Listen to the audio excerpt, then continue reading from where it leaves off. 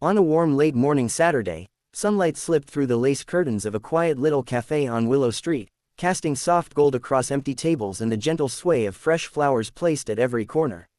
It should have been an ordinary day, but for Rowan Mercer, a single father still learning how to balance hope with exhaustion, it was the day he unknowingly walked into a cruel setup. His so-called friends, bored and hungry for entertainment, had arranged a blind date for him, not out of kindness, but out of mockery. They whispered jokes, nudged each other, and waited to see how he'd react when he discovered that the woman they had chosen didn't match the polished, shallow standards they themselves lived by. They thought it would be funny. They thought he would walk out. They had no idea how wrong they were. Before the story unfolds, if you believe in kindness, second chances, and treating people with dignity, please like, comment, share, and subscribe to Kindness Corner. Your support helps spread stories that matter. Rowan sat quietly at the sunlit table, tapping his fingers lightly against a mug of untouched coffee. Life hadn't given him much time for dating after his wife passed away 2 years earlier. Between juggling 2 part-time jobs and raising his curious 8-year-old daughter, Marcy, every moment felt like a fragile balancing act. His friends told him he needed to get back out there to stop living in grief. But Rowan never liked the idea of forced romance, especially blind dates. But after days of relentless persuasion, he finally gave in, not knowing their intentions were far from sincere. The cafe buzzed with midday chatter, clinking dishes, and fragrance of warm bread. He tried to calm his nerves, rehearsing polite greetings in his head. He told himself this was just a simple lunch, an hour out of his busy life, nothing more. When the door chimed, Rowan looked up and his breath caught slightly. Walking in was a woman named Karen Ashford, someone he had never met, but immediately sensed carried worlds inside her. She wore a pastel dress that brushed her knees, her soft figure outlined gently beneath it.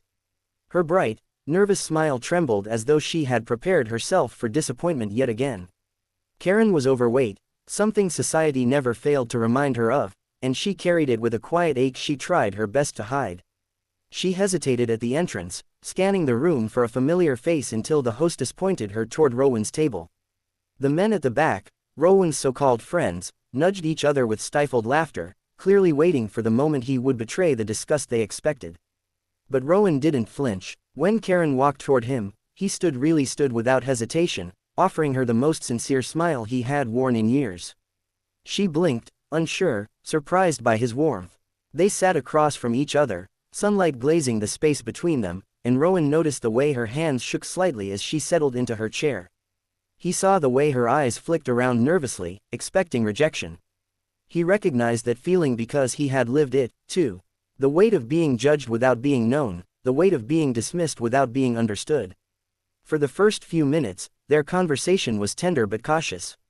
Karen spoke softly about her work at a local library, her passion for restoring old books and her love for painting landscapes during her afternoons off.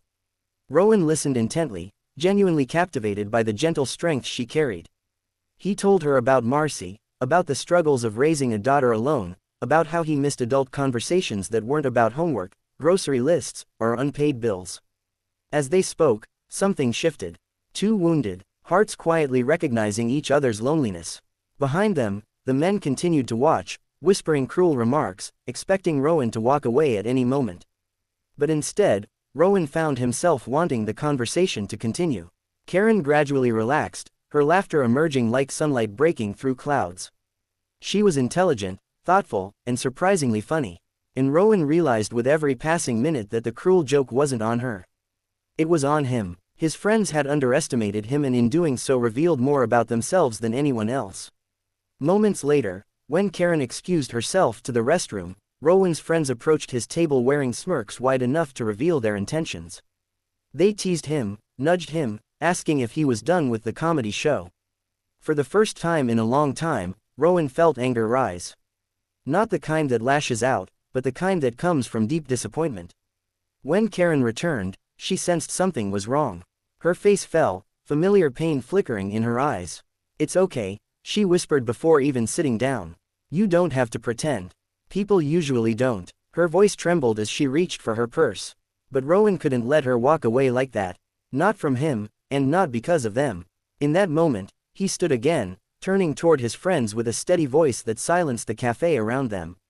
He told them that Karen was the kindest, most genuine person he had spoken to in years, someone who carried herself with more grace and dignity than people who judged others based on shallow appearances ever would. He told them that being a single father had taught him to see hearts, not bodies, that Marcy would grow up learning that kindness mattered more than perfection. And then he turned to Karen and gently said that she deserved someone who appreciated her, not someone who treated her like part of a joke.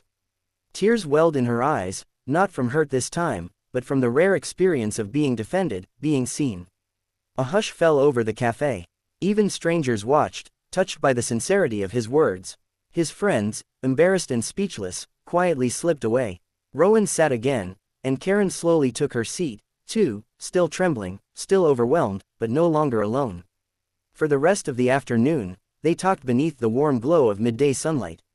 And when they finally walked out together, Rowan felt lighter than he had in years. Not because he had found romance, but because he had found a connection rooted in honesty and shared vulnerability. If this story touched your heart, please like, comment, share, and subscribe to Kindness Corner. Your support helps us keep sharing stories that inspire compassion. Before the ending, tell us in the comments what would you have done if you were in Rowan's place. As they walked into the bright afternoon, Karen wiping soft tears from her eyes and Rowan smiling gently beside her, the world felt a little kinder than it had that morning. And sometimes that small shift, one moment of courage, one moment of seeing another person fully is enough to change more than just a day. It can change lives.